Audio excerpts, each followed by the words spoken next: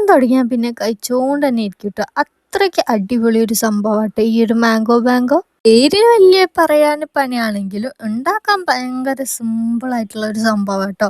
Mango ലവേഴ്സിനൊക്കെ അടിപൊളിയായിട്ട് എന്തായാലും ഇഷ്ടാവുന്ന ഒരു സാധനമാണ്. ആദ്യം മാങ്ങന്റെ പൾപ്പ് ഇതുപോലെ ജസ്റ്റ് ഒന്ന് മിക്സിയിലിട്ട് അടിച്ചെടുക്കുക. മാങ്ങന്റെ കഷ്ണം ഇതുപോലെ ജസ്റ്റ് ഒന്ന് കട്ട് ചെയ്തെടുക്കട്ടോ. ആവശ്യത്തിന് നല്ല മധുരമുള്ള മാങ്ങ ആണെങ്കിൽ കുറച്ച് കണ്ടൻസ് മിൽക്ക് അയച്ചാൽ മതി, ഇല്ലെങ്കിൽ കുറച്ചുകൂടി കൂടുതൽ അയച്ചാൽ മതി കേട്ടോ. പിന്നെ മാക്സിമം നല്ല മധുരമുള്ള മാങ്ങ എടുക്കാൻ നോക്കുക, അങ്ങനെയാണെങ്കിൽ കുറച്ചും കൂടി ടേസ്റ്റ് കൂടും ട്ടോ.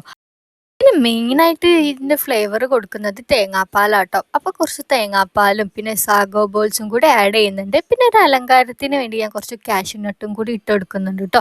പിന്നെ നിങ്ങൾ കഴിക്കുന്നതിന് മുന്നേ ജസ്റ്റ് ഒന്ന് ഫ്രീസ് ചെയ്തിട്ട് കഴിച്ചിട്ടുണ്ടെങ്കിൽ സംഭവം സെറ്റാണ്. തണുത്തിട്ടുണ്ടെങ്കിൽ കുറച്ചും കൂടി അടിപൊളി ആയിട്ടുണ്ടാവും കേട്ടോ. സാധനങ്ങൾ എന്തായാലും ഉണ്ടാക്കിയിട്ട് എന്തായാലും ഒന്ന് ഫീഡ്ബാക്ക് അറിയിക്കും കേട്ടോ.